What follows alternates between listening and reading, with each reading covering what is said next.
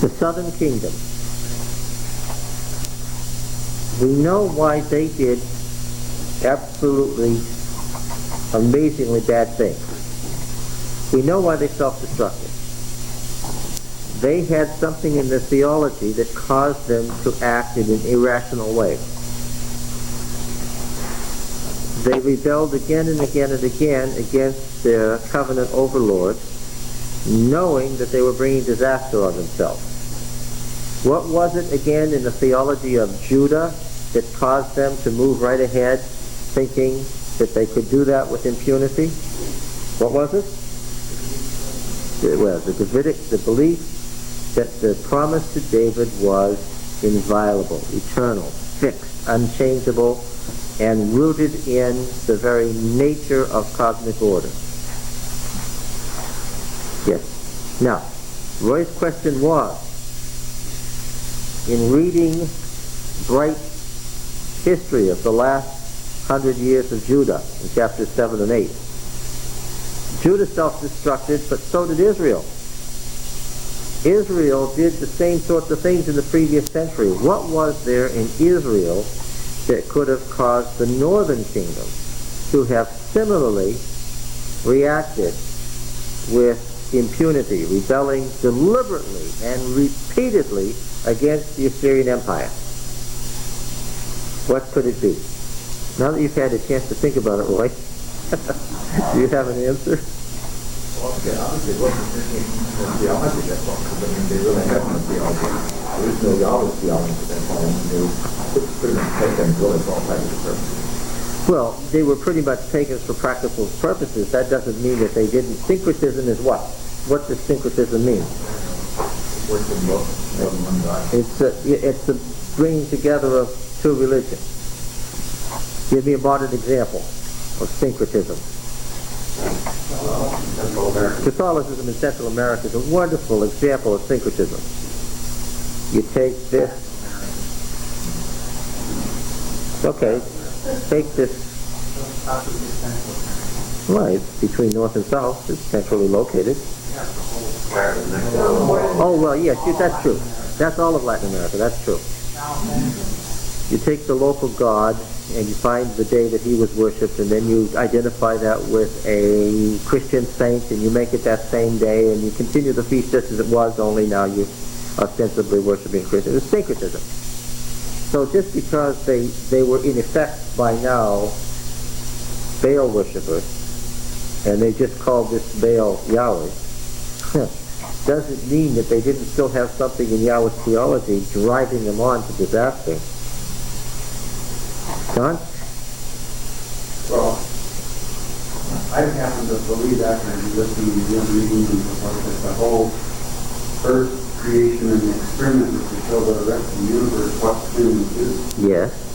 And it seems to me that the reason that the Israel experimentation nowadays in what happened to them was to show us in the modern day that you can't keep the law. That Christ's blood and worked out salvation by faith. You accept that no matter how hard you try, you couldn't keep the law. Okay, it certainly is a historical. The idea that history is the basis of faith is certainly central to Israel's whole worldview. But what specifically in their theology could cause them to act with impunity? Israel was the biggest of the kingdoms in Western Asia, but it still was tiny in comparison to the Assyrian Empire. Why did these successive Israelite kings continue again and again to rebel against the Assyrian Empire when they could have just sent the taxes and stayed alive forever? They must have had, each of these kings there were dynasties, a couple of them lasted 4 generations, but thereafter they were individual kings who overthrew their predecessors, and yet they continued the same policy. Even though King A and the next King B may have been unrelated, they continued the same policy. The question is, what was there in the thinking of the northern kingdom that could cause them to follow that policy? They have the similar statement to the first king of the north that if he accepted his model of God, that God would make humans. Yes, but Jeroboam the first did not have an eternal kingdom, nor was there an eternal dynasty. He lasted 4 generations and then his dynasty was gone. But they were still the Sinai covenant. You think it was the Sinai covenant that they were relying on? Well, it certainly had to be the basis of what they did, but it wasn't Judah. Well, where does Deuteronomy come from? Well, where does Deuteronomy come from? Where does it originate from? The north or the south? From the north. And the Deuteronomist is clearly trying to deal with an idea and to correct that idea at various points. He deals with an idea again and again. What is the promise based on for their possession of the land? What do they hark back to again and again? Let's see, what's in the northern kingdom? What are some places? Bethel, Shechem. What do these places remind you of? Bethel, who do you think of? Jacob. Shechem, what do you think of? Abraham and Jacob. Okay. So when you go to the great cult places of the northern kingdom, who are you emphasizing? The patriarchs. And again we've seen that D deals with the promise to the fathers. He takes the promise to the fathers, he states it unconditionally, and then adds on to it that what Israel does now will determine what? Why does the Deuteronomist do this again and again? What does that tell you? What's in the public mind? The northern kingdom rests on what? Not the promises to the house of David, but what? The promises to the patriarchs, to the fathers. The fathers received these promises. The promises were viewed how? As unconditional. Israel is the descendants of the fathers. After all, the northern kingdom called itself what? Israel. Which is what? The covenant name given to Jacob at what place? At Bethel. Do you remember that? That's in Genesis. Let's go back and see if we can find that in Genesis. Somewhere in the 30s, if I recall. Genesis 32.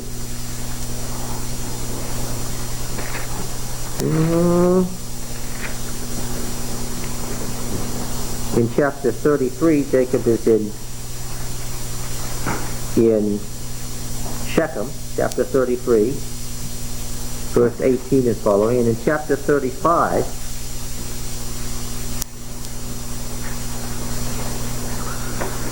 this is what it says in Genesis 35. It's been a while, but let's look at it again.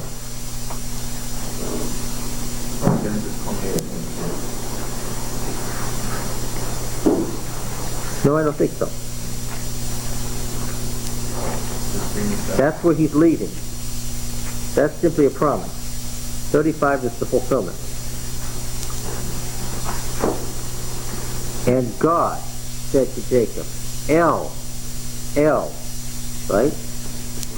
El said to Jacob, arise, go up to the house of El, that is Bethel, and dwell there, and make there an altar to El, who appeared to you when you fled from your brother Esau.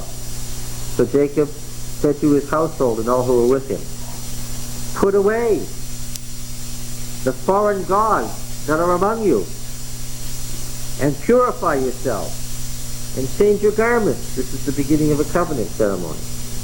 And arise, let us go up to Bethel, that I may make there an altar to the El who answered me in the day of my distress, and has been with me wherever I have gone. So they gave to Jacob all the foreign gods that he had, and the rings that were in their ears. And Jacob hid them under the oak which was near Shechem. They were at Shechem and they're going to Bethel.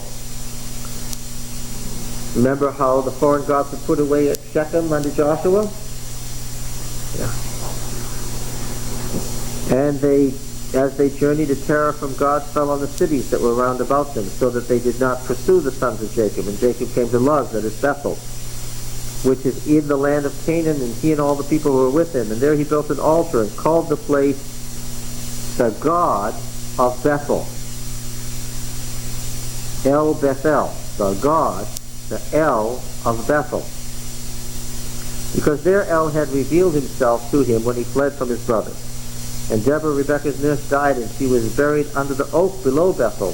So the name was called the Oak of Weeping. God appeared to Jacob again when he came from Paddan Aram and blessed him. And God said to him, "Your name is Jacob. No longer shall your name be called Jacob, but Israel shall be your name." In the E account, Jacob does not become Israel where? There's another story about how Jacob became Israel. Where? At the brook. That's right, when he wrestled with the angel. In the E account, that is not how Jacob became Israel. In E, Jacob became Israel where? When he went to Bethel and built an altar. This is good Northern Kingdom theology. God said to him, "Your name is Jacob. No longer shall your name be called Jacob, but Israel shall be your name." So his name was called Israel. And God said to him, El said to him, "I am El Shaddai. I am El Shaddai. Be fruitful and multiply. A nation and a company of nations shall come from you, and kings shall spring from you. The land which I gave to Abraham and Isaac I will give to you, and I will give the land to your descendants after you." Then God went up from him in the place where he had spoken with him. And Jacob set up a pillar in the place where he had spoken to him, a pillar of stone. And he poured out a drink offering on it and poured oil on it. So Jacob called the name of the place where El had spoken to him, Beth-El, the house or temple of El. Tell me about this covenant. Tell me about it. Dale, tell me about it. It's unconditional.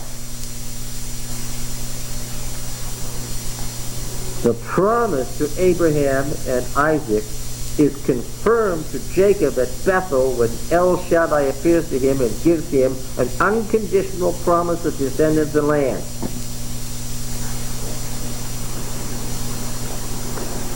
You get it?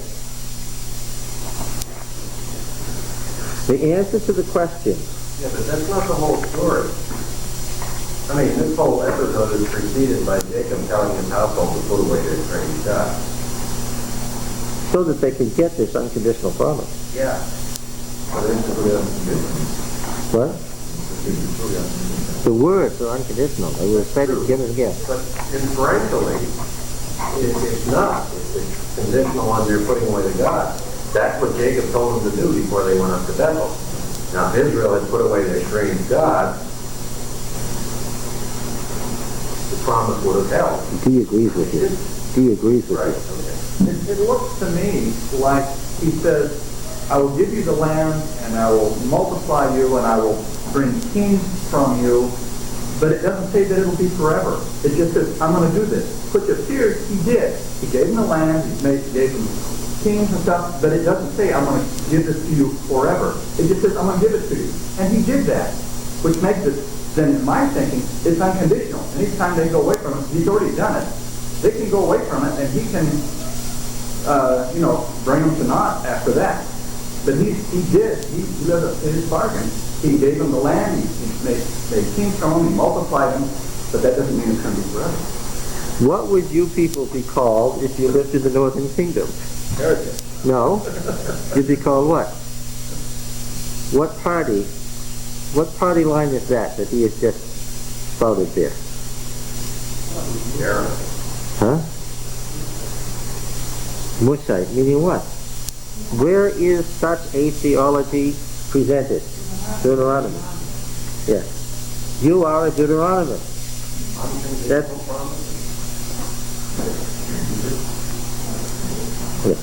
In the statement you just made, that God made an unconditional promise which he fulfilled by bringing them out of Egypt when they didn't deserve, giving them the land when they didn't deserve, and letting them foul up.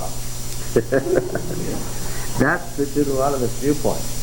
God fulfilled his unconditional promise, but the Deuteronomist has a little phrase that keeps appearing in these sermons we've been reading. God promised the land. You did this so well. It was very well done. God promised the land unconditionally. And he unconditionally fulfilled the promise. You don't deserve it. You're evil. You're stubborn. You've rebelled from the day he called you. But he's going to do it anyway. But, here's his phrase. If you want your days on the land to be long, right? He promised to give you the land unconditionally and what? And he's going to. But, this is why he keeps coming back to this phrase over and over again. If you want your days to be long on the land, which you got unconditionally, even though you didn't deserve it, then what? Then you will do the following. Giving it to you unconditionally, but as you said, what? If they want to go away from it, then the Deuteronomist would say, God fulfilled his unconditional promise. If you lose it, that's your problem. So the constant call is to what? To keep that which has now been unconditionally granted. This is the strange way that Deuteronomy as a book deals with the covenant with the fathers. Again and again he will state it unconditionally. And then say, and just as God gave it unconditionally, he's going to fulfill it no matter what. But, and he quickly, because he's arguing with the theology, he doesn't begin by, as we would with P. With P we would say what? No, the promise was what? The promise was conditional, right? Yeah. But in Deuteronomy, they'll say, oh yes, God promised the fathers something unconditionally, and you're getting it even though you don't deserve it. There's absolutely no reason to do this, except that Yahweh swore that he would, so he's going to do it. But that doesn't mean that this unconditional promise, once fulfilled, is going to stay fulfilled forever. That second part is what drove Israel over the cliff. They said an unconditional promise means what? An eternal unconditional promise. Right? Very good stuff here today. That is a parallel to the surety of salvation in the New Testament. And Paul says is that if we really do acquire the salvation, walk away from it, then there's no salvation. That's right. Even though it was unconditionally offered. It is unconditionally offered, and it is unconditionally given. But if you want to walk away from it, yes. you lost it. Yes. We have run up against this several times in his statement. You mentioned something eternally, and that seems to me to equate to the present message today. Oh, that's the great thing about the way Deuteronomy is written. Deuteronomy is written so that what? The Deuteronomist makes sure that you understand that his words are always written to you this day. Yeah. As far as he's concerned, if he thinks that we're going to read his words 30 centuries later and study them, what would he say? That's right. I'm writing to you this day.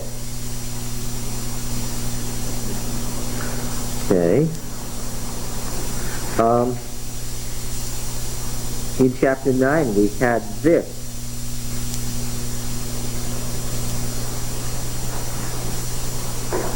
That it's not because of your righteousness, verse 5, or the uprightness of your heart that you are going in to possess their land, but because of the wickedness of these nations, Yahweh your God is driving them out before you, and that he may confirm the word which Yahweh swore to your fathers, to Abraham, Isaac, and Jacob. He swore it, so what? He will do it. There's no hint in the way the Deuteronomist treats the promise to the fathers that he thinks it's conditional. The conditional, see, if we went back now, this is the problem in teaching method, Roy. If we went back and studied Genesis now, from what you know now, I would say these verses that attack conditionalism are inserted by whom? By P. And these verses here at E that say it's unconditional are typical Northern Kingdom viewpoints. All right. Let's see. We had talked about the tables of stone, and we had come to chapter 10. Let's look at chapter 10. He gets the second table, he makes the ark, so forth. And it says, after a note about travel in verses 6 and 7, it says, speaking of their time at Sinai, at that time Yahweh set apart the tribe of Levi to carry the ark of the covenant of Yahweh, to stand before Yahweh to minister to him, and to bless his name, to bless in his name rather, to this day. Therefore Levi has no portion or inheritance with his brothers. Yahweh is his inheritance, as Yahweh your God said to him. Now what did you notice about this in relation to peace? What did you notice about these verses in relation to peace? Something strike you here as unusual or odd? Well, see, Levi was separated at the time of the golden calf. Well, yes, that's what's happening here. Don't let the intervening verses confuse you. Yes, it's happening at the time of the golden calf. It's not the timing that's odd. What is it? Offhand way that he deals with the one thing. Well, who is it that is carrying the ark of the covenant of Yahweh, standing before Yahweh to minister to him, to bless in his name? Who is it? The whole Levite ark was Aaron. This is very different from what P said. What does P say about these duties here? Aaron and his sons. That's his typical phrase. The Aaronite priest. Aaron and his sons, or the priest, comma, the sons of Aaron. Isn't that the way it is? I think I read that all the way through Exodus, Leviticus, and Numbers. Right?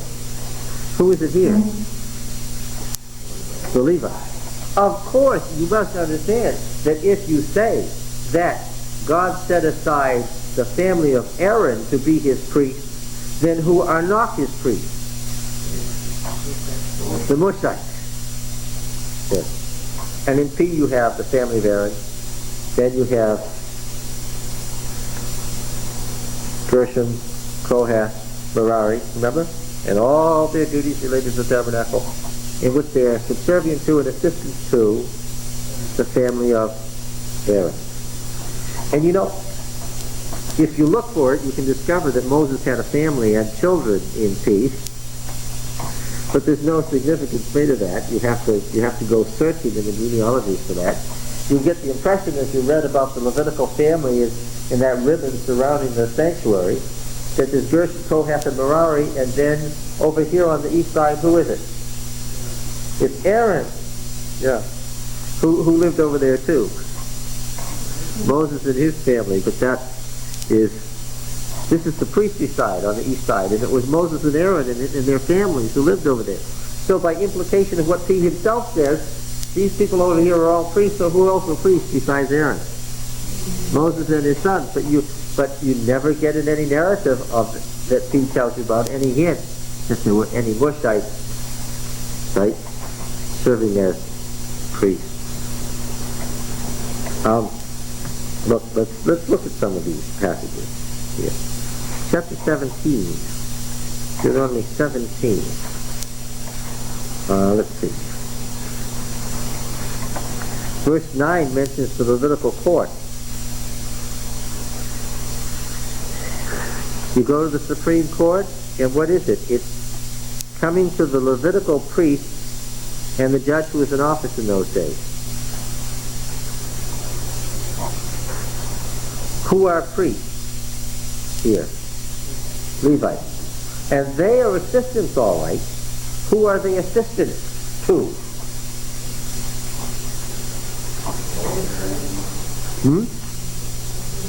To the head judge. Yeah. Yeah, they're right under the tribe of Levi as the assistant to the judge. And who was the first judge? Moses.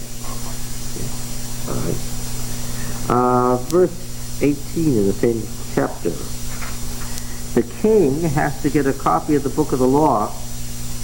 When he sits on the throne of his kingdom, verse 18, he shall write for himself in a book a copy of this law from that which is in the charge of the Levitical priest.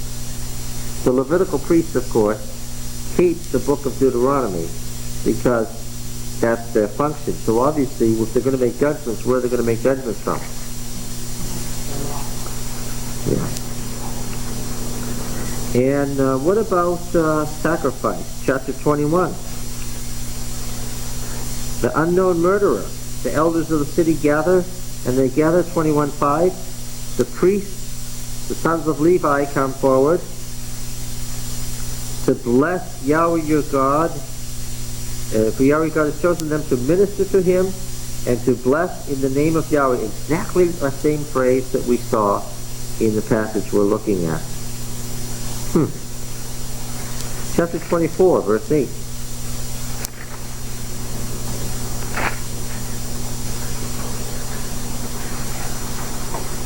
This is very interesting. Take heed in any attack of leprosy to be very careful to do according to all that the Levitical priest shall direct you. Now this manual of purification, Leviticus 11, 12, 13, 14, 15, and 16. In the manual of purification there's a long section on purification from leprosy, remember? D here treats that as if he knows about it, but doesn't wish to include it. He treats that as, who should study that? Who should be worried about that? The Levitical priest should be worried about that. Your worry is to do what they, the Levitical priests, tell you to do.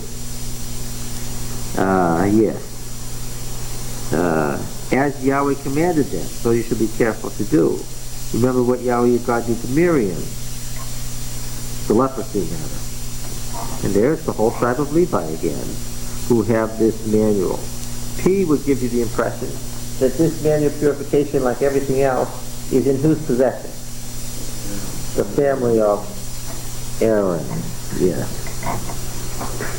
Chapter 27. Chapter 27, the blessings and curses. Verse 9, and Moses and the Levitical priests said to all Israel, keep silence and hear, O Israel, this day you become the people of Yahweh your God, and so forth. And you remember the passage we looked at before in chapter 31. Who does Moses give the book to? 31:9. Who does Moses give the book to?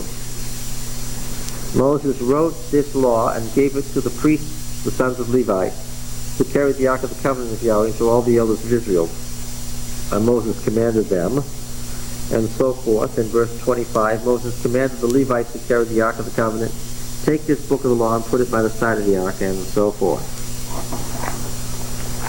Now this is going to have some very interesting effects on things like who gets the tithe, who gets the second tithe, who gets the first fruit. There were distinctions between what the Levites got and what the priests got in peace.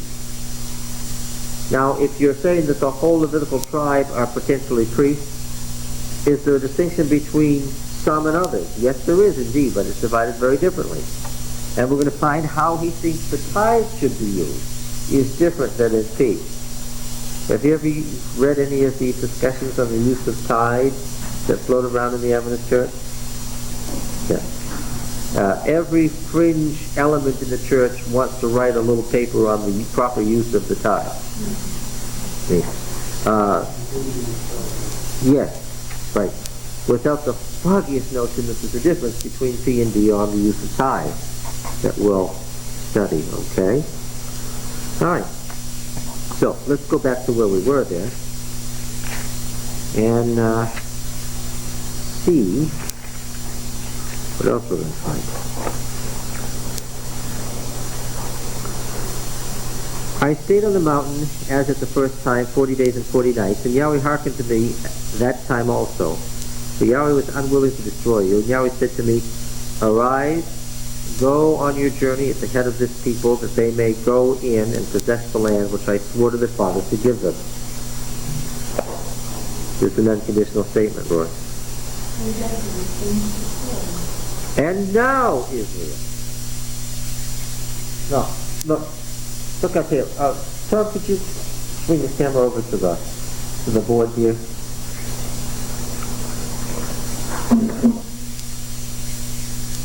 We saw that this whole section of covenant renewal sermon, Deuteronomy proper, the book begins in what chapter? Chapter 5. The first thing you have is the law, the actual statement of the Decalogue, and the introduction to covenant law. That's chapter 5. In chapter 6, you have another subsection, right? And now, 6.1, leave it there. And now, 6.1. And now, this is the commandments, the statutes, and so forth. 6.1 has an introduction. And now, and right following that introduction is the great central statement of the covenant duty as he sees it. I hope everybody can say it by now. I was doing a mortgage in a Jewish home, Russian Jews. Of course, the children were American. The boy was 9. So in the mortgage application, he came in. I said to him, say Shema.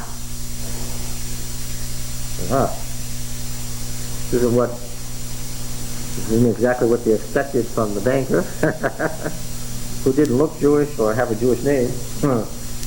He looked at his father. I said, no, can't look at your father. You say Shema. Now he was really in dread and in doubt. So now everything had ground to a halt. There was dead silence. Say Shema. And he came through. What did he say? He said, Shema Yisrael, Adonai Eloheinu, Adonai Echad. What's that? Hear, O Israel, the Lord our God, the Lord is one. And you shall love the Lord your God with all your heart, with all your soul, and with all your might. Right? What if I ask you, what is covenant duty indeed? What would you say? Is to recognize first what? That God is one, and you must love him with all your heart, with all your soul, with all your strength. That is the covenant. What's the obligation of covenant? Indeed, that's it. Now that's where he begins. That's the body of the covenant. Right there. Everything in 6 and 7 is a further discussion or illustration of that statement. Okay? Now, of course, when we come to the conclusion, what do you think we're going to come to? That same statement, okay? Now, what is chapters 8, 9, and 10? It is within the covenant the historical recitation of what has happened in covenant history so far. It's the historical illustration of their duty to keep covenant. What has happened to them so far shows when things go well if you keep in covenant and when they go badly if you don't. That's the historical illustration. Now when we come down to chapter 11, this is an exhortation of this generation. So as we come to the end of chapter 10, we're coming to the end of this chapter 5 through 10 actual illustration of covenant. When we get to 10:12, we are getting to the passage which sums up this whole section that began in chapter 6. You'll find headings at the beginning of chapter 7 and the beginning of chapter 8 and the beginning of chapter 11 that mark off these subsections just as there was a heading at the beginning of chapter 5. Okay? Now, all right, we'll bring it back over here now. Now then, 10 then, 10, 12, and following is going to have some relationship to what we saw in Deuteronomy 6:4 and following. Okay? So let's read it. And now, Israel, what does Yahweh your God require of you? But to fear Yahweh your God, to walk in all his ways, to love him, to serve Yahweh your God with all your heart and all your soul, to keep the commandments and the statutes of Yahweh which I command you this day for your good. The same statement of Shema, parallel words. Behold, to Yahweh your God belong heaven and the heaven of heaven, the earth, and all that is in it, and all that is in it, universalism. Yet, wrath in Hebrew means a strong adversative.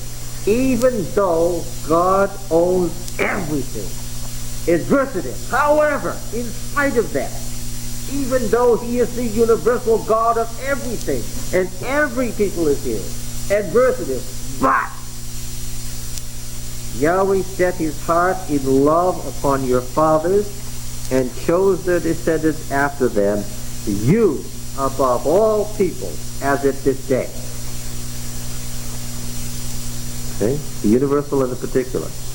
He is the universal God of every people, but even though that is true, he made you his own special people.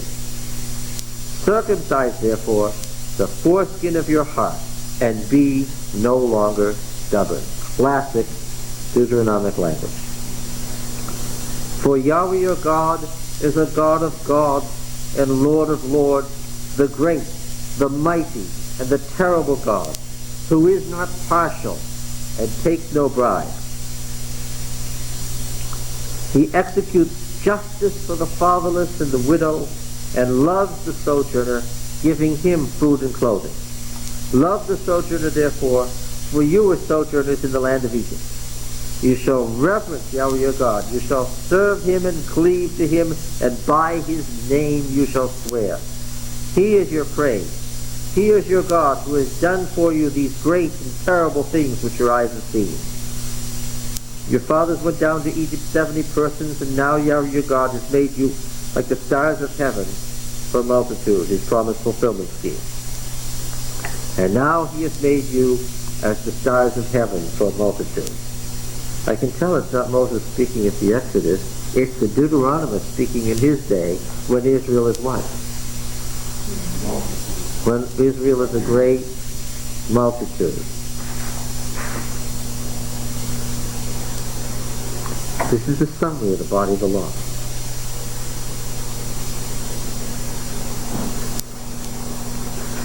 You shall therefore make it seem like 11:1, like he's continuing his statement. That's not what the Hebrew says.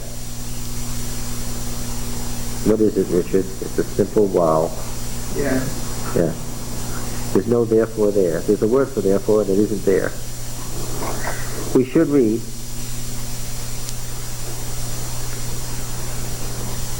and you shall love Yahweh your God, and keep his charge, his statutes, his ordinances, and his commandments always. And consider this day, since I'm not speaking to your children, have not known or seen it. Now the Deuteronomy goes in the other direction. The covenant is not with the fathers, what? It's not with the children. Maybe the Lord will fulfill his promise when?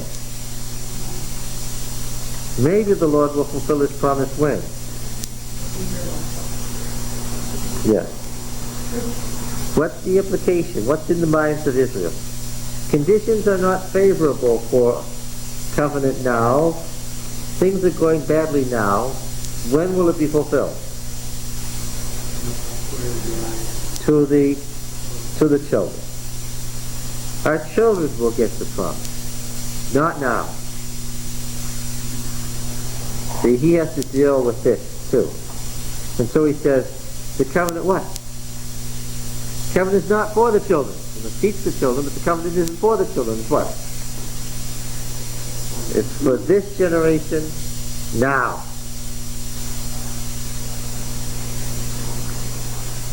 Consider this day, since I am not speaking to your children who have not known or seen it.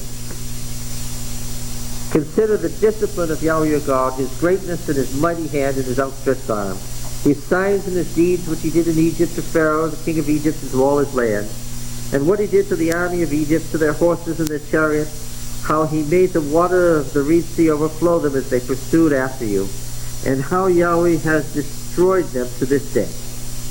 And what he did unto you in the wilderness, until you came to this place. And what he did to Dathan and Abiram the sons of Eliab the son of Reuben. How the earth opened its mouth and swallowed them up with their households and their tents and every living thing that followed them in the midst of all Israel. For your eyes have seen all the great work which he did. You shall therefore keep all the commandments which I command you this day, that you may be strong and go in and take possession of the land which you're going over to possess, and that you may live long on the land which Yahweh swore to your fathers to give them and to their descendants, a land flowing with milk and honey. For the land which you are entering to take possession of, it is not like the land of Egypt from which you've come, where you sowed your seed and watered it with your feet like a garden of vegetables. But the land which you are going over to possess is a land of hills and valleys, which drinks water by the rain from heaven, a land which Yahweh your God cares for. The eyes of Yahweh your God are always upon it, from the beginning of the year to the end of the year. And if you will obey my commandments, which I command you this day, to love Yahweh your God, a couple of things. The story of Dathan and Abiram is in J&E. The story about how Korah rose against Aaron is a story inserted by whom? The story of how Korah rose against Aaron is a story inserted by whom? By P. Does D use that story? No, he omits that entirely. A story of an argument against the house of Aaron is not in D. Now we saw that it was inserted in P because as we read in Numbers 14, we could see that there were two stories, and we could separate them out and read them side by side. Skillfully interlaced, P did, but he added that in. He doesn't use that. Here again is one of those promises stated unconditionally, but if you want to live long now on the land that you're going to get, okay.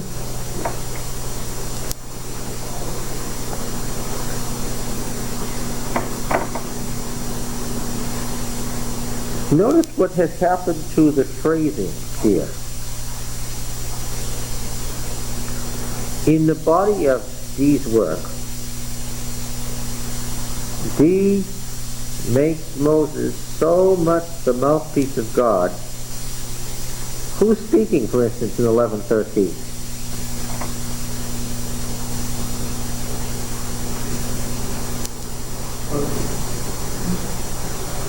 Moses is speaking?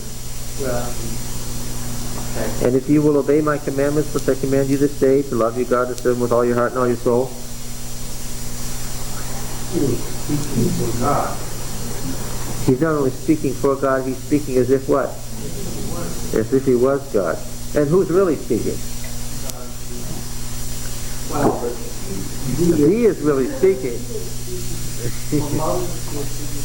Yes. And he has written it as if the very words are whose words? God's words.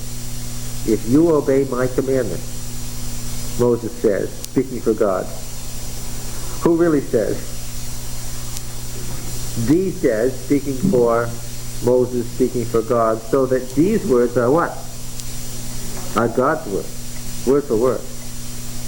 When thee speaks, who is speaking? God speaks. Yeah. As one of the commentators quickly told me before, when it comes to thee, I and the Father are one. Yes. I'm a little bit confused about how he, earlier, like verse 4 and on, he's talking about saying it wasn't your children that saw the works I did with the Egyptians and all of that. I mean, or like in verse 5 and all of that. But he's sort of talking to them as if they were the ones that went through that experience. But I mean, it was really there later on, and it was their fathers that went through all of that experience. No. Suppose we were living in 9th century Israel, and Egypt does not control Palestine to this day. Then what? Remember, we don't say if it's now, it's not then. Then what? If we're not slaves to Egypt today, why is it? It's because the Lord brought us out from there with a mighty hand and an outstretched arm. That's why today we don't send any taxes to Egypt. Right? Yeah. And today, how many descendants of Dathan and Abiram, the sons of Eliab, the sons of Reuben, are here? None. Yeah. What happened to them? We know that they were swallowed up. So it's our Western thinking that separates the events back then. That's right. Historical present. They make history as historically present. Let's see. All right. Here's a little summary of what we're going to see in Deuteronomy 28. The if-then blessings and curses. Here's the blessing and the curses. And if you will obey my commandments which I command you this day, to love Yahweh your God and to serve him with all your heart and all your soul, he will give the rain for your land in its season, the early rain and the later rain, that you may gather in your grain and your wine and your oil. And he will give grass in your fields for your cattle, and you shall eat and be full. Take heed lest your heart be deceived, and you turn aside and serve other gods and worship them. And the anger of Yahweh be kindled against you, and he shut up the heavens so that there be no rain, and the land yield no fruit, and you perish quickly off the good land which Yahweh gives you. And here the perishing is obviously by famine from lack of rain. Makes me think of Homer. Elijah, of course.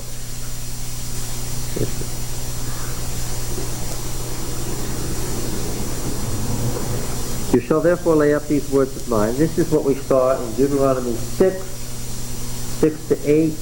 Stated in other words now. In your heart and in your soul you shall bind them as a sign on your hand, and they shall be as frontlets between your eyes. And you shall teach them to your children, talking of them when you are sitting in your house, and when you are walking by the way, and when you lie down, and when you rise. And you shall write them on the doorposts of your house, and upon your gates, that your days and the days of your children may be multiplied. In the land which Yahweh swore to your fathers to give them, as long as the heavens are above the earth. An eternal promise. For if you will be careful to do all this command which I command you to do, loving Yahweh your God, walking in all his ways and cleaving to him, then Yahweh will drive out these nations before you, and you will dispossess nations greater and mightier than yourself. Every place on which the sole of your foot treads shall be yours. Your territory shall be from the wilderness and Lebanon, and from the river Euphrates to the western sea. No man shall be able to stand against you, and Yahweh your God will lay the fear of you and dread of you along all the land that you shall tread, as he promised you. The boundaries here given happen to be what? The boundaries here given happen to be what? The boundaries of the Davidic Empire, exactly, and only the Davidic Empire.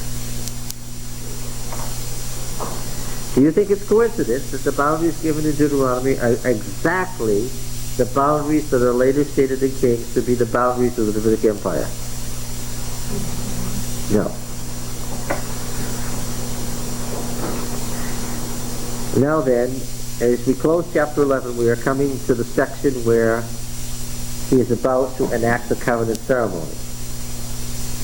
But of course, we're not going to get to the covenant ceremony till we get to chapter 27. Why? Because D has inserted, at this point, the D code. The D code, Deuteronomy 12:1 to 28:68. So here, let's read this last paragraph. Yeah. Yes, this is a long week, you're saying, huh?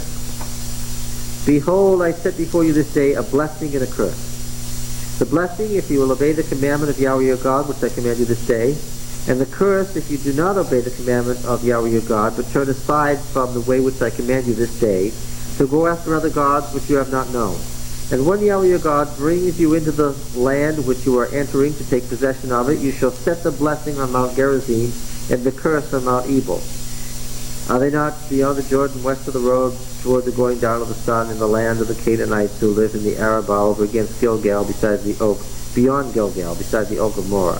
For you are to pass over the Jordan to go in to take possession of the land which Yahweh your God gives you, and when you possess it and live in it, you shall be careful to do all the statutes and the ordinances which I have set before you this day. Now, from there, the next verse is chapter 27, verse 1, which has now been included in the covenant code.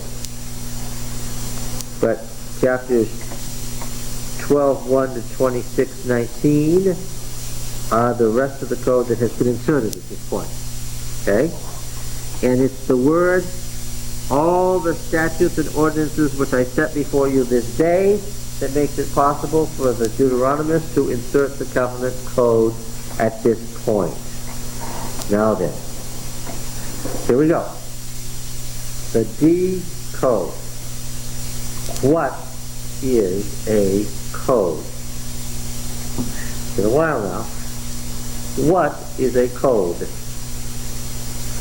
The law codes of the Old Testament. What is a code? The Hammurabi Code. What is a code? What do we mean by a law code? We said we had the covenant code. Exodus 21:1 to 23:33. I think we better go back to the board, Thomas, if you could. Appreciate that. We have the code here. The covenant code, which we said was the earliest of the codes. We studied it at length when we were studying Exodus. Exodus 21:1 to 23:33, preceded by a single law, the law of the altar, Exodus 20:22 to 26. Then we have the priestly manual, the ordination ritual, the manual of purification, the holiness code. What was the refrain that distinguished the holiness code, which is always shortened as H, by the sequence H? What distinguished the holiness code? What was the refrain? Yes. You should be holy, for I, Yahweh your God, am holy. You should be holy, for I am holy. Yes. It's refrained over and over again in the holiness code. The holiness code is the most extensive of codes. Then we have the varia. So I haven't mentioned these before. Varia is just the plural of various things. Varia meaning they're all added together in numbers. Together they form a code. It is a huge second code that P has put in there. And there are all the verses of laws that you find in Numbers. I haven't given you that list before, but there it is. So we have the covenant code, the holiness code, all these subcodes, and D is the third great law code. The priestly manual, the ordination ritual, the manual of purification, and the varia are subcodes in P. Three great codes, the covenant code, the holiness code, and the D code. Now we're coming to a third great law code. What is a law code? A law code is a collection of laws. Not a random collection of laws, however. A collection of laws that, taken together, illustrate a theology, have an internal consistency, and an internal theological viewpoint and worldview. Okay? we will find that the covenant code is very distinctly a certain way. You can read a law and you can state it. If you studied it, you can say, yeah, that comes from the covenant code. That's typical of the covenant code. Oh, that's from the holiness code. That's typical of peace. Oh, that's from the Deuteronomy code. That's typical of peace. The laws themselves represent a viewpoint. They represent a theology and a worldview. Obviously, you could sometimes have the same law that appears in all three codes, but it's serving a somewhat different function in each code, right? Right. So, we've got to make some general remarks on the D code as distinguished from the others. Okay? The D code is much less concerned with the priestly function of Israel. P sees Israel as a nation of priests, and the laws reflect the idea that all of the citizens of this nation are themselves serving a priestly function. So in P, the Holiness Code has much to do with our role as priests to the world. Okay? P is much less concerned with that. Remember that holiness, Yahweh is the holy God who's dwelling in Israel, is one of the great theological touchstones of P. In D, it's treated somewhat differently. Yahweh your God is the God who brought us out of Egypt, who has redeemed us, ransomed us, who has care for the poor, the fatherless, the widow. Yahweh is the sole God. Monotheism is a big deal indeed, and therefore anything that tends away from monotheism toward polytheism is going to get the full treatment. If you want to know what might earn you the death penalty in P, ask what would not be appropriate to a priestly individual. Okay? Whatever might not be appropriate to a priestly individual might end you up dead in P. In the Deuteronomists, however, what's going to get you dead faster than anything else? I don't care if you're the king. I don't care if you're a priest. I don't care if you're a prophet. I don't care if you're an elder of a city or a tribe. The thing that can get you dead, I don't care if you're my favorite brother. The thing that can get you dead faster than anything else in D is what? Is any tendency away from Yahweh as the sole God.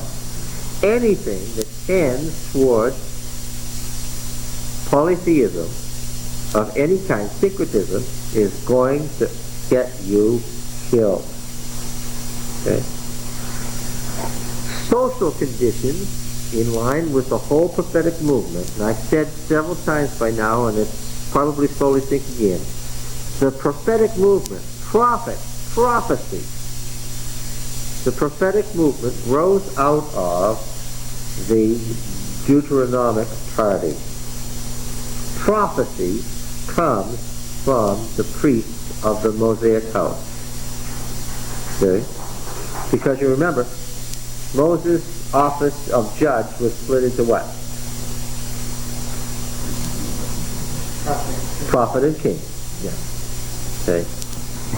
So, the prophetic movement in the Northern Kingdom. When we think of the prophetic movement in the Northern Kingdom, who do we think of?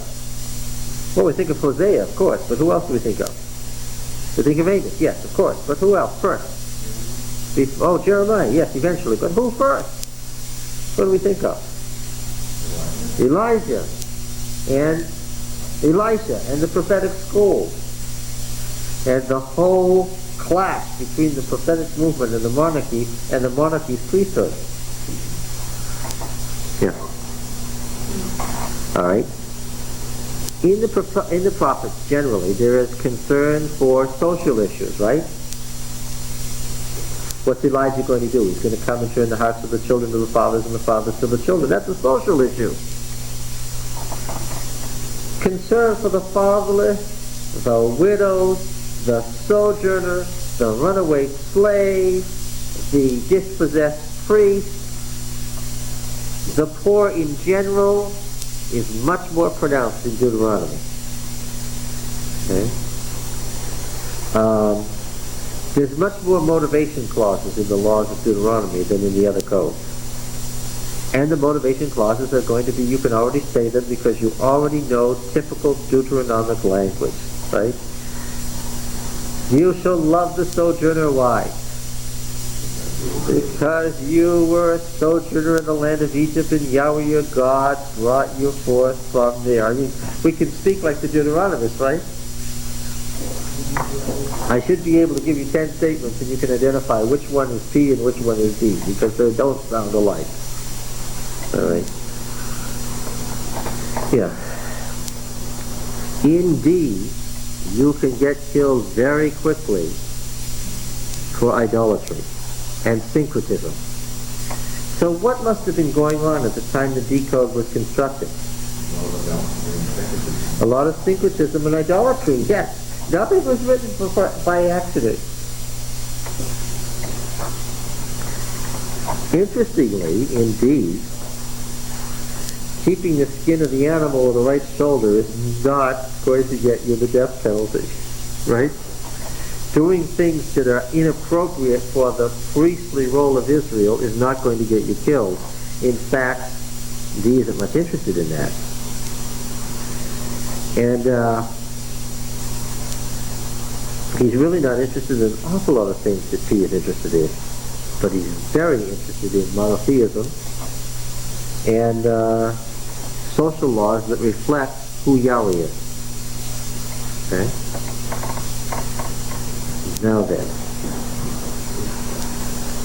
we'll find D's religion in some ways isn't strict enough for us. Okay? Because one thing that we would say today is, one thing that we're not tempted to is what? Is to overt idolatry. There's nobody in the church today who really thinks that along with Yahweh I ought to worship Baal, right? This is not a big issue. It may be in some places in the world, right? Maybe in some parts of the church, but not right here. All right. Let's see what he says. These are the statutes and ordinances which you shall be careful to do in the land which Yahweh your God, the God of your fathers, has given you to possess all the days that you live on the earth. That's an introduction, if ever there was one. You recognize the words once upon a time, don't you, right? All right. We saw before that the first law in a code is likely to set its tone and give you some idea of where the code is going, right? The holiness code begins with the law of blood. Okay? The covenant code begins with the law of the altar. How shall we see the decode beginning? Let's look. You shall surely, certainly, indeed, destroy all the places where the nations whom you shall dispossess serve their God. Upon the high mountains and upon the hills and under every green tree. You shall tear down their altars, dash in pieces their pillars, burn their Asherim with fire, hew down their graven images of their gods, and destroy their name out of that place. Destroy their name means to be annihilated from the cosmos, right? By the way, why would the Asherim be the female fertility deities made from wood? You can burn the Asherim, they were made from wood. Why? Why wood rather than stone? Wood was alive, and this represents female fertility. Right? Yes, that high. Wood was alive in a way that rock is not. And this represented female fertility.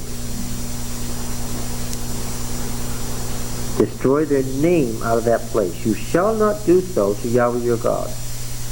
But, strong adversity, you shall seek the place. Lishkano. Well, that's a priestly phrase. Shakan is, what does Shakan mean? What Well, what kind of dwell? The word originally meant what? Shekan means to what, literally? No, not to sit. What does it mean literally? It's verbal root. First meaning was, what does Shekan mean? The Mishkan, to tabernacle, to tent. Yeah. So literal. Now this was the great priestly phase, that the glory of Yahweh is tabernacling or tenting among us, right? That was the big key theology of P, and he uses it here. This is one of the indications that D is composed after P. He's going to go in a different direction with it. The place which Yahweh your God will choose out of all your tribes to put his name there and make his Shekan, his habitation, his tenting, PL verb. Not pointed PL, but that's what's supposed to be there.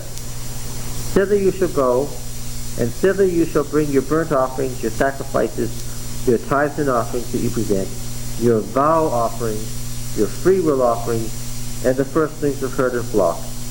And there you shall eat before Yahweh your God, and you shall rejoice, you and all your household, in all that you undertake, in which Yahweh your God has blessed you. This is a big law. This has huge implications. What does it say here?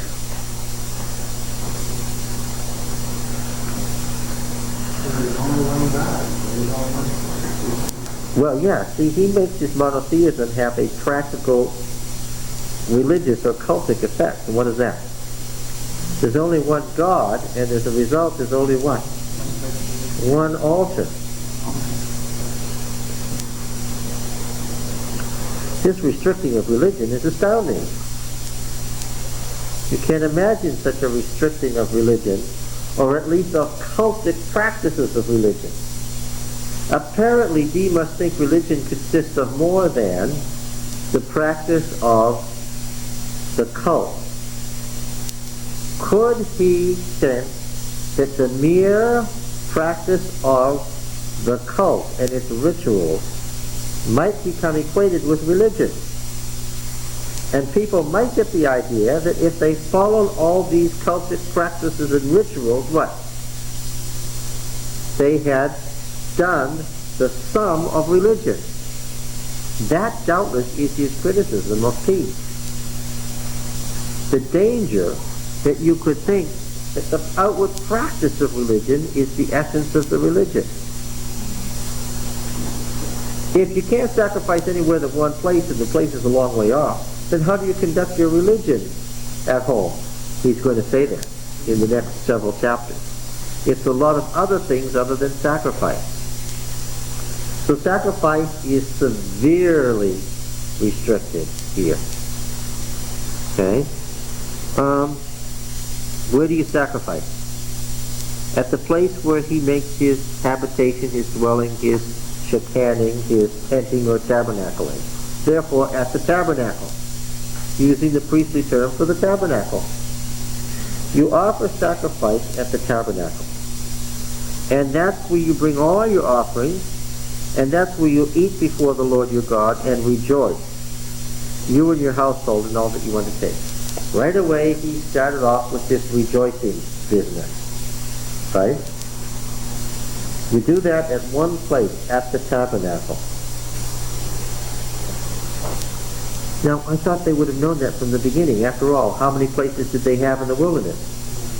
One. Who said that? Who said that?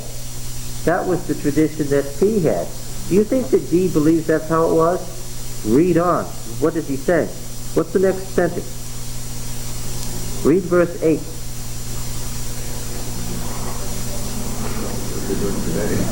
What? This is Moses speaking now. This is D saying this is what Moses said to the first generation. What does verse 8 say?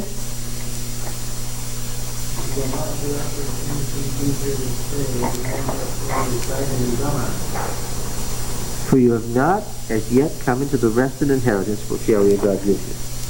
Look, the way it was in P, how many altars did they have in the wilderness? One. And where was it? At the tabernacle. And so that's the way it was from the beginning. But D says what? Shocking, shocking, this is shocking. This is a shocking rejection of the viewpoint of P. What does he say? He was saying that everybody, when it came to the matter of sacrifice, what? Everybody was doing their own thing, as they did in the patriarchal time.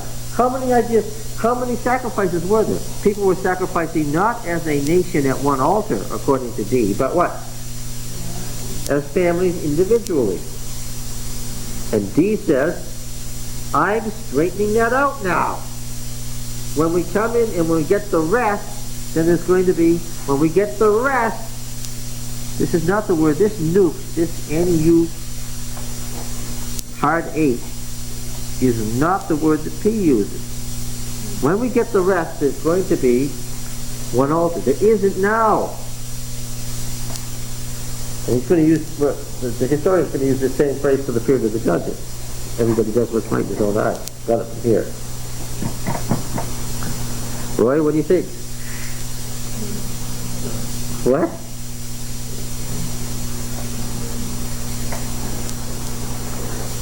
Well, I know that they didn't do it the way D says because I saw the picture right in Patriarchs and Prophets. So there was the tabernacle and there were all the tents and the pillar of cloud was right above it and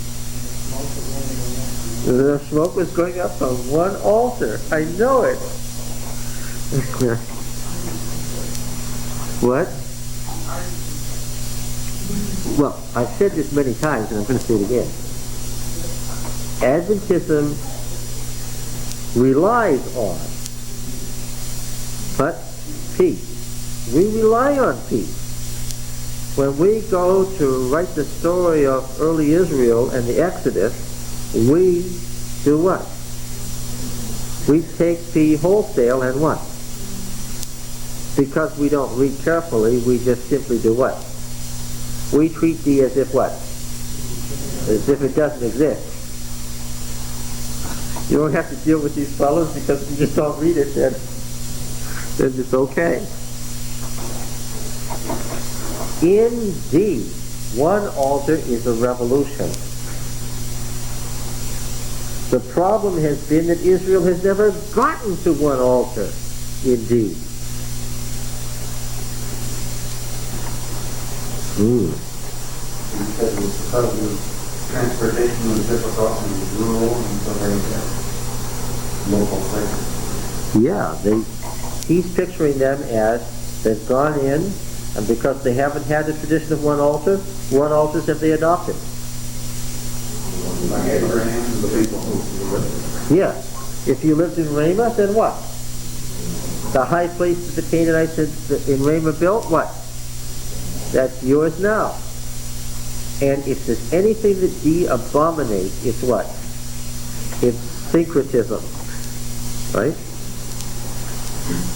And he says the reason we had inherited all these altars is there never was a time when we had one altar. And we're going to come to that. That's what God's intention is. They didn't have one altar even in the wilderness? Yeah, that's what he's saying. This is Moses speaking in the Arabah, right? Isn't this still Moses speaking? To the first generation of Israel in the Arabah? It seems like that verse 8 is not very specific. It's saying that you're not to do as we do here today. That I wouldn't necessarily take that to mean specifically that they had multiple altars. Well, what's the topic of this paragraph, Richard? What is he discussing? Well, getting rid of high places, worshiping in one place.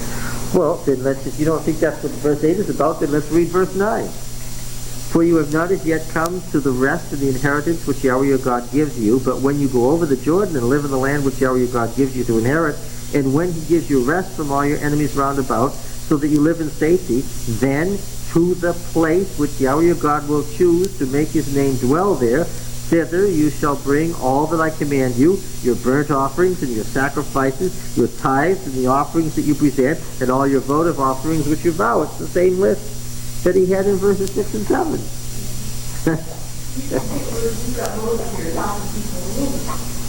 Yeah, This is what we do to get over there. that's right.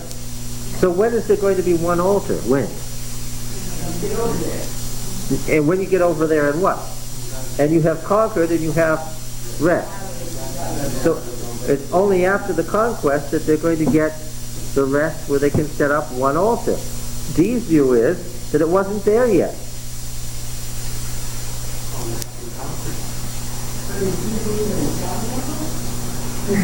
Did Dee believe in a tabernacle? Wonderful question. What did Dee believe in? For sure, by reading Dee. Yeah, I've read Deuteronomy all the way through to the end, so I know everything that's in Deuteronomy from beginning to end. I read it about a dozen times now. And I know what Dee believes in. He believes in a law, 10 Commandments. He believes in an ark. And what is the ark? It's a box. And he believes in a sacred tent. Right? And who goes to that sacred tent? Moses and, well, somebody else went with Moses. Joshua.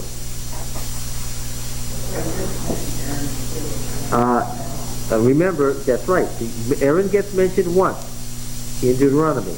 And what's that mention? About making the golden calf. Which is not a good thing, though. Which is not particularly a good priestly thing to do, because it was what? It was syncretism. Because Aaron said what? This is your God who brought you out. He didn't say, this is another God than Yahweh. He said what? This is Yahweh. It was syncretism, and as far as Dee is concerned, that's when his mouth gets dry and his hands begin to shake, and he begins to get emotionally involved, which is what? When the religion of Yahweh gets mixed with the religion of Baal. And in between the lines here, who's he kicking around? Aaron. Dee holds who responsible for this syncretism in Israel? The family of Aaron.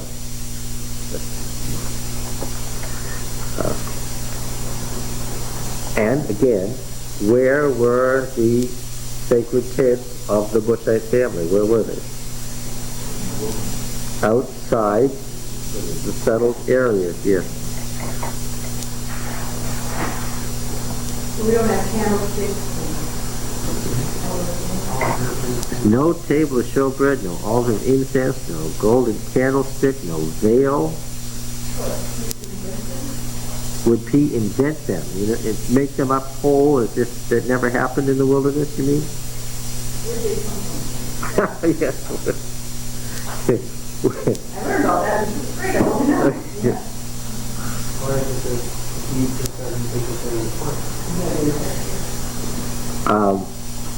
In which case Dee is suppressing.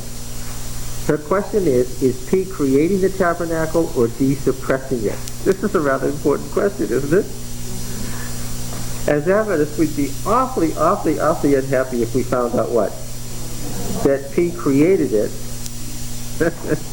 Well, it's almost like the study was before the instructions were given, before the model was shown. No, but where is this happening? Where is this discussion? Where are these words being spoken? Still acting like it's a plan. No. Where is D? Well, they must have went all over the garden. Yeah, that's right. 4 verse 44. When they came out of Egypt, beyond the Jordan, opposite Beth Peor, in the land of Sidon, the king of the Amorites, after they took possession of Og, king of Bashan, and so forth. This is the last 30 days before Moses' death. I would suspect that what he wrote, I mean, those things were there, but I mean, that's not important to me. It needs to think about something else. It's not only not important to D. I think it's more than it's just not important to D. Remember what I just said about the history of people following ritual organizing anywhere. Look, beyond the ritual, that's the best do. I think D refuses to discuss it. In fact, D even treats it as if what? Yes. Because what? As far as he was concerned, all that priestly stuff, vast as it is, led to what kind of a religion? A religion in which they did or did not obey the law. Did not obey the law, but thought what? Thought they were.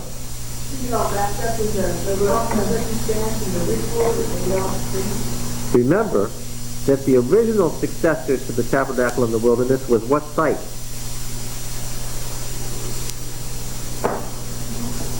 And it's a site that D is really attacking in Deuteronomy. Bethel. Don't forget that the original site of the tabernacle in the land was Bethel, according to Joshua. They set it up at Bethel for obvious places because of its connections with the old. And D doesn't like it at all. And he knows that Bethel and Jerusalem each claim to be the successors to the tabernacle in the wilderness.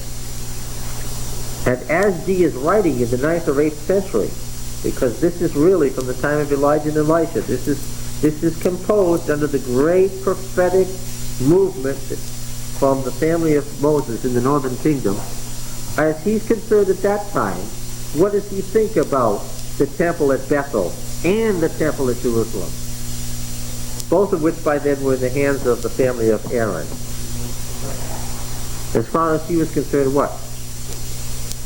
Bethel said not at Jerusalem. Jerusalem's a pagan city. Bethel is the one where God made the promise to Jacob, right? Jerusalem said, no, not at Bethel. That's been superseded by the promise to David. This is the true site. What did D say? Yes, that's right. He said a plague on both your houses. God's curse on you both. Neither place, as far as he was concerned, was succeeding in transmitting what the law was. And what do I think? I think he's actively suppressing, because he's actually making a polemic against what he considers to have become a corrupt system. So could he have actually been Elijah or Elisha? Could he have been Elijah or Elisha? Sure. Or part of this school, because they had great prophetic schools that they founded. The idea is, Elijah didn't write anything. He must have been illiterate. He was from Transjordan and on the edge of the wilderness. I don't know that living on the edge of the wilderness means you're illiterate, does it? Yeah. Yeah, that you probably are not sophisticated. So maybe that's a 19th and 20th century bias that's being imposed on Scripture. The other thing is that it's very odd of Elijah to have founded schools all over the place and revived the schools of Samuel if he was himself illiterate. It's just an odd thing for an illiterate person to do. Yeah. And clearly Elijah was trying to revive what Samuel had done with these prophetic schools. Actively creating a movement that was designed to undermine the syncretism of the royal family. Right? And don't think that Jezebel was just a foreign pagan woman. Remember, because she was a pagan woman, did she have anything against the worship of Yahweh? No. Was it a problem for her to say Baal is Yahweh? No. And she wasn't lost on the religion of Yahweh and its traditions either. She knew that the Deuteronomy code said that you could be put to death for blasphemy. What? Let's go over to that story in 1 Kings.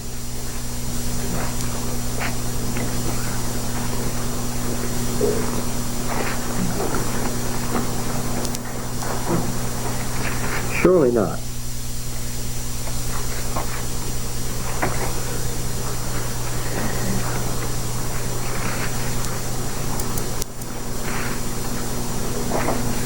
First Kings 21.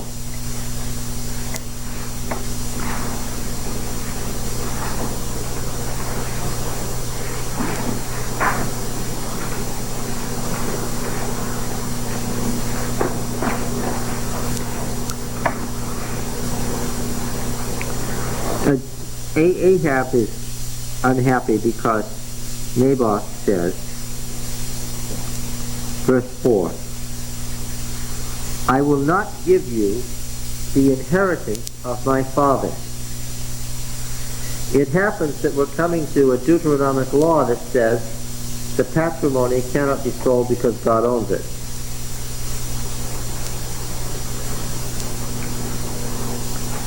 And so it says that Ahab lay down on his bed and turned away his face and would eat no food. This is a great picture. Yes, he is. He's the king of Israel, and his father Omri was the most powerful king of his day in Western Asia. So Ahab really was born to the throne. He was the son of a great and powerful king. And what is he? He's a spoiled brat. And he can't have something he wants. It isn't good enough that his father has given him a great and powerful kingdom to inherit. He can't have this vineyard. So he's got his face to the wall and he won't eat. This is hilarious. And it also tells you something about Ahab's relation to Jezebel. And what is that? She wasn't the mother goddess for nothing. Yeah, she wasn't playing Ishtar's role for nothing. What's she doing? So he's going to act like a baby and what? She's right there to mother him. Why is your spirit so vexed that you eat no food? And he said, because I spoke to Naboth the Jezreelite and said to him, give me your vineyard for money, or else if it please you, I'll give you another vineyard for it. He answered, I would not give you my vineyard. Jezebel said to him, do you now govern Israel? Arise and eat bread, and let your heart be cheerful. I'll give you the vineyard of Naboth the Jezreelite. Oh, well then that's not so bad, is it? She'll get it for you, so what? He can come and eat his dinner. So she wrote letters in Ahab's name and sealed them with his seal. She sent the letters to the elders and nobles who dwelt with Naboth in his city. We're going to find when we read the decode that who runs the country? Not the tribal elders. Who runs the country in the decode? Who has the power of life and death? Who's supposed to make these decisions? You've got 13 cases of life and death, and in every single case, who's supposed to make the decision? The elders of the city. The decode comes from a time when Israel is what kind of a nation? An urban nation where each little village is attached to a city. You get in some trouble, who's responsible for it? You find a dead body, you don't know who murdered it, who has to deal with it? The elders of that city. Anything that calls for the death penalty, who's got to decide? The elders of the city. So she sends to the elders exactly the particulars that we see in the decode. She wrote letters, sealed in the king's name, to the elders. By the way, this shows the limitations of monarchy. The king doesn't have power of life and death in Israel. Who has the power of life and death? This is still very much the traditional tribal law that we see in peace. And what does she say? Proclaim a fast. Set Naboth on high among the people. Set two base fellows opposite him, and let them bring a charge against him, saying, you have cursed God and the king. It happens that the cursed El, it happens that in the decode, one of the 13 reasons for the death penalty is what? Blasphemy.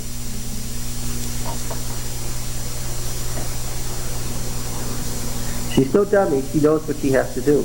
She's familiar with the law. Right? But she's not trumping up the charges herself. She's telling the elders to trump up the charge. She is telling the elders that they must charge him with blasphemy. That's yes.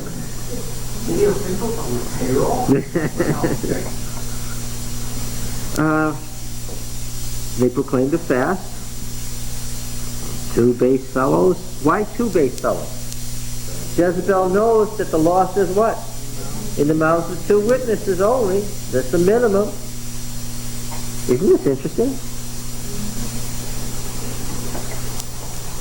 Okay. Naboth cursed God and the king, so they took him outside the city and stoned him to death with stone, which happens to be what?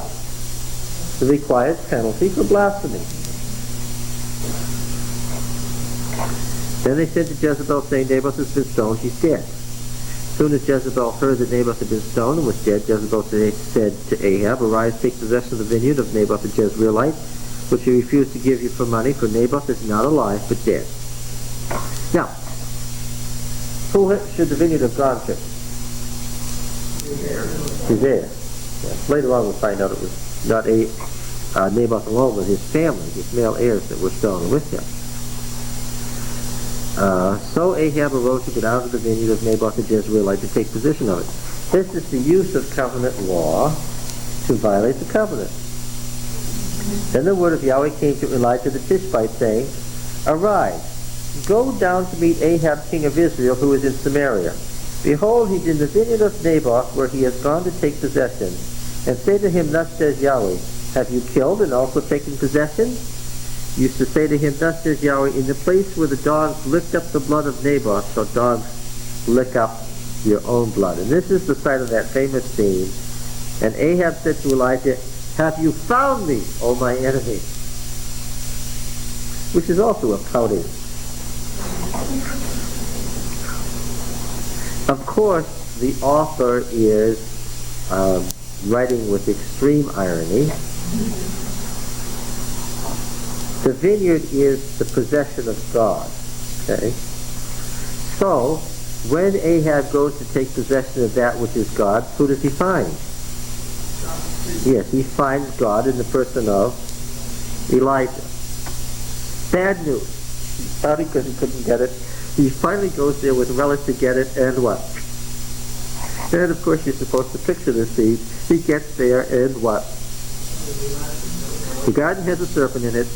There's Elijah waiting for him with a message. I have found you because you have sold yourself to do what is evil in the sight of Yahweh. Behold, I'll bring evil upon you. I will utterly sweep you away, and will cut off from Ahab every male bond or free in Israel. And I will make your house like the house of Jeroboam the son of Naboth, and like the house of Baasha the son of Ahijah, for the anger to which you have provoked me, because you have made Israel to sin. And once again, we notice something interesting. The prophet speaks, but he speaks as if what? He says, I have found you. He's speaking of himself, but he speaks as if what? He is God. A tendency we notice indeed. And of Jezebel, Yahweh also said, The dogs shall eat Jezebel within the bounds of Jezreel. Anyone belonging to Ahab who dies in the city, the dogs shall eat, and anyone who dies in the open country, the birds of the air will eat. There was none who sold himself to do what was evil in the sight of Yahweh like Ahab, whom Jezebel his wife incited. He did very abominably, going after idols, as the Amorites had done, whom Yahweh had cast out before the people of Israel. That's the Deuteronomy historian writing. Okay. Yes. How did we get here? What brought us here? Oh, yes, blessing, yes. Back to chapter 12.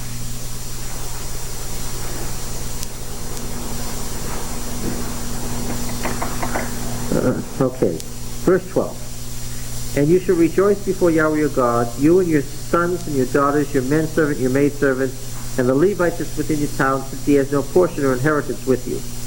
Take heed that you do not offer your burnt offerings at every place that you see, but the place which Yahweh will choose in one of your tribes, there you shall offer your burnt offerings, and there you shall do all that I am commanding you.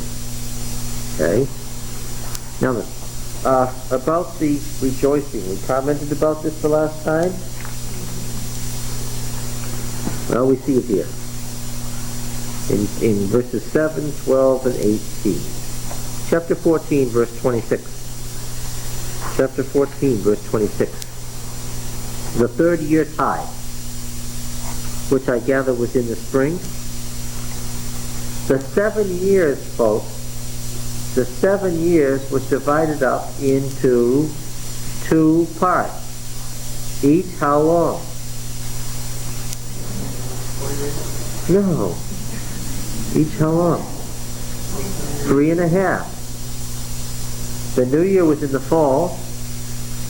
The third year tithe was brought in the spring, 3.5 years later. A 7-year period broken up into 2 halves, each 3.5 years long, with 30-day months. So how long was the period? 1,260 days. Oh, I thought Daniel made all those things up in Daniel 9. No. Those were the old agrarian cycles, the 1,260 days, the 3.5 years. Yeah. Okay. Now this is about that 30-year tithe then. 3.5 years into the 7-year period. Chapter 14 and verse 28, I think. Yeah.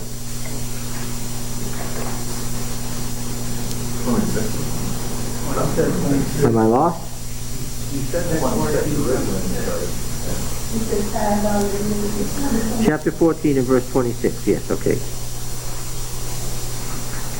This is what you do with the 30-year tithe. If it's too long for you, verse 24. If the way is too long for you so that you're not able to bring the tithe, that's something heavy, big, like an animal. Because the place is too far from you, which Yahweh God will choose to set his name there, then you shall turn it into money. And bind up the money in your hand, and go to the place which Yahweh God chooses, and spend the money for whatever you desire, oxen or sheep or wine or strong drink, whatever your appetite craves, and there you shall eat before Yahweh your God and rejoice, you and your household. Well, this is the second time. Can't use the first time for wine or strong drink. You have to use the second time for wine or strong drink. Now,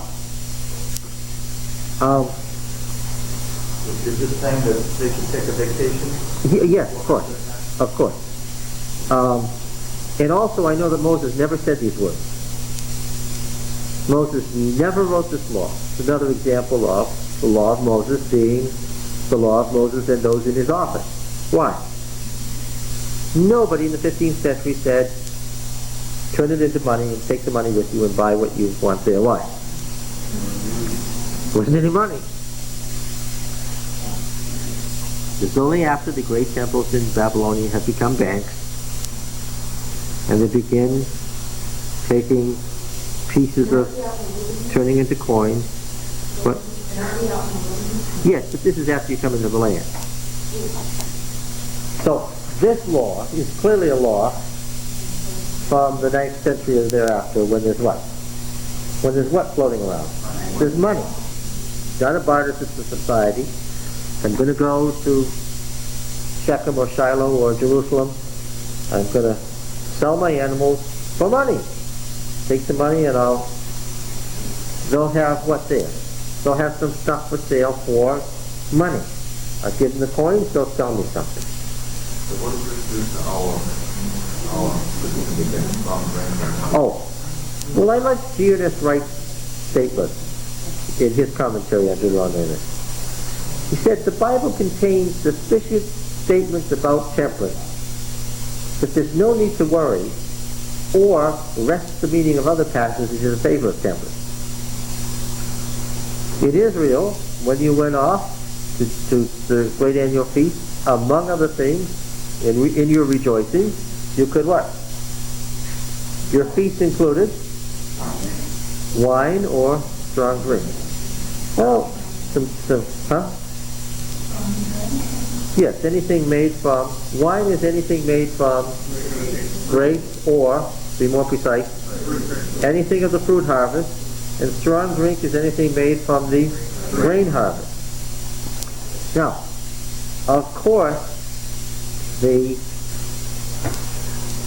one with fermented wine. Yeah, because there was no other way to have it. Fermentation was a method of preservation. Well, it's hard for us to imagine that. But the reason they fermented things was to preserve them. Yeah, there was no refrigerator. Now, this is just like what we've said about polygamy and a lot of other things. It has nothing to do with nailing the law to the cross or anything like that. It has to do with the societal situation at the time. What was the ideal at the time? This was the best thing they had. There were times in the year when the water was sitting in the cistern, and what did it look like? There were lots of towns where you went to drink water, and what did it look like? It was green. Why? It's been sitting there for 6 months. You couldn't drink water. What was there to drink? Wine. All kinds of wine. Fruit wines with various kinds. Now, they had alcoholic content. It was minimal. There was some alcoholic content certainly in the beer that they made and the other kinds of liquors that they made. Why did they have such a low alcoholism rate, and why is alcoholism so low as a rate among Jews to this day? Even little children drank wine and strong drink.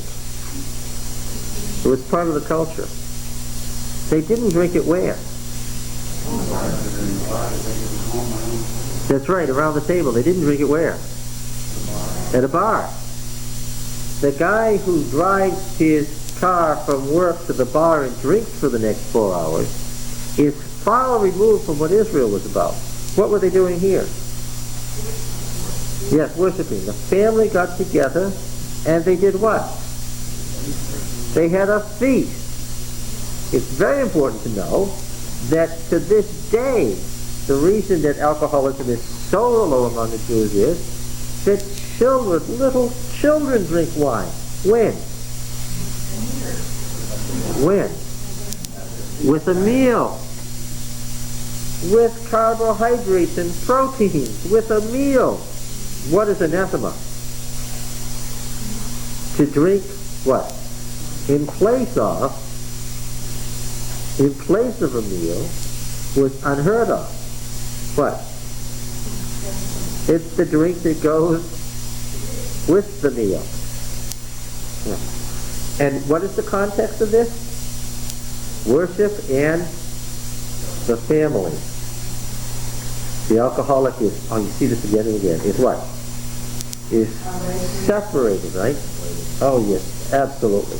It's the very opposite of what this is describing. And I say again, just like I would say about why you wouldn't have sexual intercourse during the menstrual period and why you would never even get near a pig in the Middle East. If we were living in that situation, what? This law, what? Would still be applicable. Why?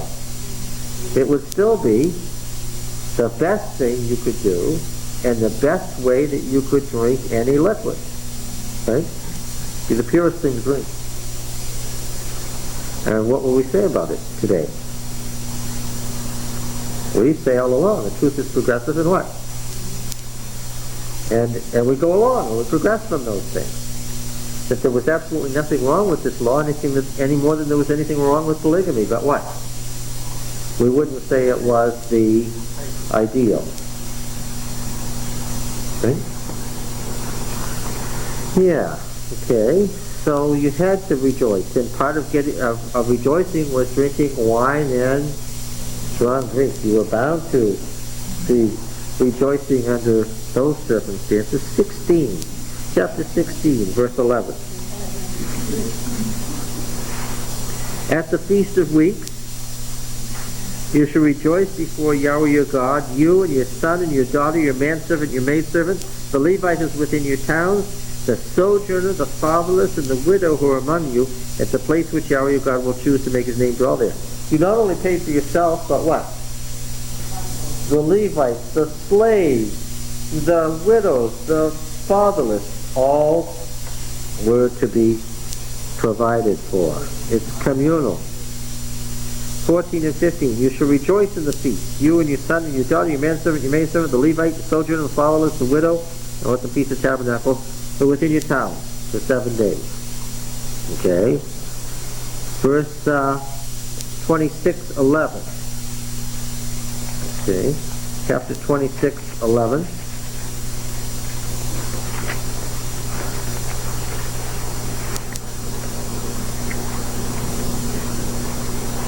This is where they bring the first fruit.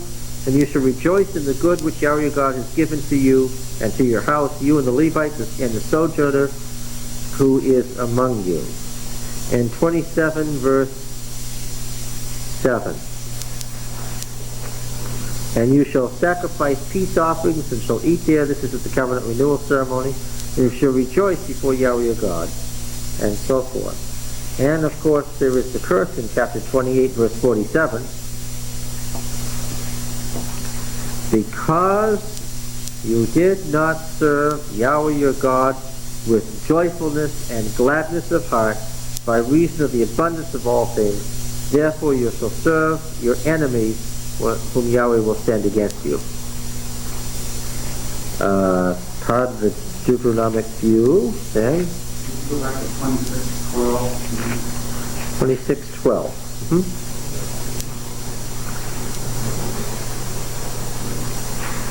Yes, when you have finished paying all the tithe of your produce in the third year, which is the year of tithing, giving it to the Levite, the sojourner, the fatherless, and the widow, that they may eat within your towns to be filled, then you shall say before Yahweh your God, I have removed the sacred portion out of my house.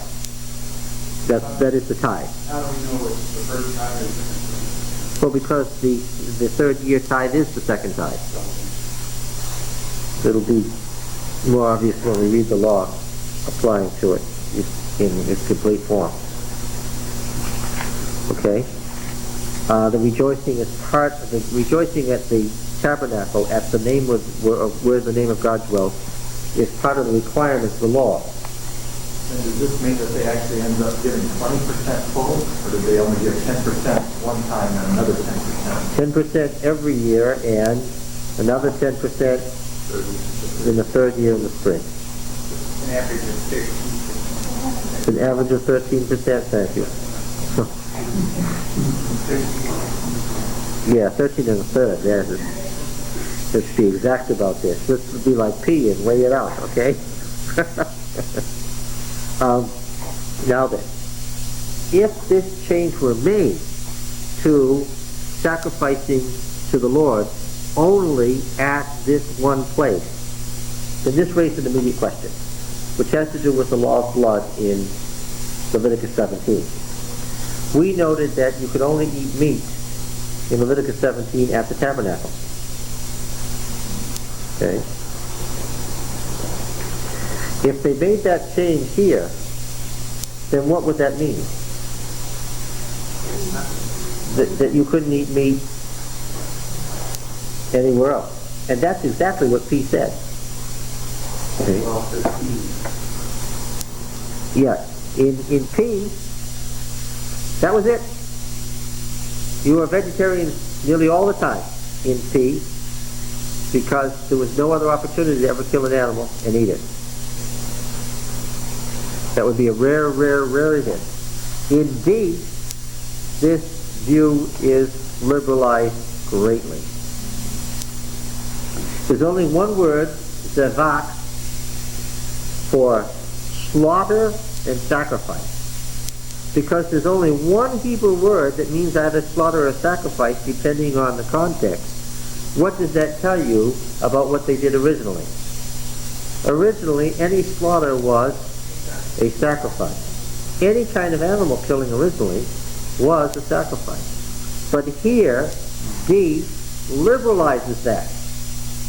He says, verse 15, however, you may, here we translated slaughter, it's the same word, and eat flesh within any of your towns as much as you desire, according to the blessing of Yahweh your God, which he has given you. The unclean and the clean may eat of it, as of the gazelle and as of the hart. Only you may not eat the blood. You should pour it out on the earth like water. You may not eat within your town the tithe of your grain, or of your wine, or of your oil, or the firstling of your herd or flock, or any votive offering which you vow, or your freewill offerings, or the offerings that you present. Just because you can eat animals in your town doesn't mean you can eat the animals that are for sacrifice, or the grain offerings that go with them. But you may eat meat at home, because of the blessings God has given you. This is a big new change. Much stricter in peace. And of course, we bring about the arguments they were hearing on whether animal sacrifice ordinances were legal or not. No.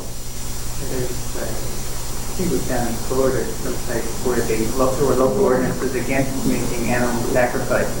There was some religion from Africa that came by a... Well, it would almost certainly be unconstitutional. And, If you had a religion that required animal sacrifices, you'd be preventing the conduct of religion if you forbade it. so anyway, they're hearing arguments. See where that one's headed. But you shall eat them before Yahweh your God. This is the sacrifices, the place which Yahweh your God will choose, you and your son and your daughter, your manservant, your maidservant, and the Levite who is within your town. And you shall rejoice before Yahweh your God all that you undertake. Take heed that you do not forsake the Levite as long as you live in your land. When Yahweh your God enlarges your territory as he promised you, and you say, I will eat flesh, because you crave flesh, you may eat as much flesh as you desire. If the place which Yahweh your God will choose to put his name there is too far from you, then you may kill any of your herd of your flock which Yahweh has given you. Read this chapter in connection with the opening chapter of the Holiness Code, Leviticus 17, and I think that you will come to the inevitable conclusion that he knows that the Holiness Code begins as it does, with the law of blood and the forbidding of sacrifice of animals to eat apart from the ritual. And what is he doing here? Again, I have this disagreement with the scholarly setup, which is based, as far as I can see, on presuppositions about evolution. I don't believe that D came first and P came after the exile. I don't believe that P is the work of Ezra in reinstituting the temple. I think P came first in the time of Hezekiah, and I think that D is commenting on P. And I think that in this chapter, he begins the D code the same way the P code begins. But what? The D code is somber. This is what you cannot do. This is what you dare not do because it will pollute you. Right? Commentators constantly talk about the sense of sin in P. Whereas in D, what word comes up? Rejoice, because of the abundance of everything that Yahweh has given you. Yes, you may sacrifice in all your towns, only not any of the things that are for tithes or offerings. Yeah. So you may kill and eat within your town, verse 22, just as the gazelle and hart are eaten. So you may eat of it, the unclean and the clean alike may eat of it. Only be sure that you do not eat the blood, for the blood is the life, and you shall not eat the life with the flesh. You shall not eat it, you shall pour it on the earth like water. You shall not eat of it, that all may go well with you and with your children after you, when you do what is right in the sight of Yahweh. But the holy things which are due from you, and your votive offerings you shall take. You shall go to the place which Yahweh will choose, and offer your burnt offerings, the flesh and the blood on the altar of Yahweh your God. The blood of your sacrifices shall be poured out on the altar of Yahweh your God, but the flesh you may eat. Be careful to heed and do all these words which I command you, that it may go well with you and your children after you forever, when you do what is good and right in the sight of Yahweh your God. When Yahweh your God cuts off before you the nations whom you go in to dispossess, and you dispossess them and dwell in their land, take heed that you be not ensnared to follow them after they have been destroyed before you, and that you do not inquire about their gods, saying, how did these nations serve their gods, that I also may do likewise? And you shall not do so to Yahweh your God. For every abominable thing which Yahweh hates they have done for their gods, for they even burn their sons and their daughters in fire to their gods. Everything that I command you, you shall be careful to do.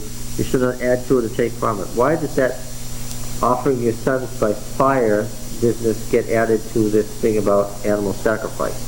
He's very concerned that if you sacrifice animals in your hometown, far away from the place where Yahweh's altar is, if you sacrifice in your hometown, make sure that you don't see that as a religious act. Don't sacrifice in your hometown to what? To the local god. Because he's saying one thing leads to another. If you start by sacrificing your animals and think of yourself as sacrificing to the local god, you could end up, what? Sacrificing your children. He's saying that it starts out in what appears to be an innocent way. And what? And as it goes along, before you know it, you're into some horror show. And so the second law is a way of saying, just because you can eat meat, don't think that you can start with something that appears innocuous, because it ends up in horror. Very subtle, isn't it? So how do you like it? What? Interesting, yeah. Very interesting. As you read the decode, please read the chapters, read through to chapter 26. Read them, what you know now. I think knowing it in advance will present lots of questions and ideas to you. All right? Next week? At this same time? All right, good.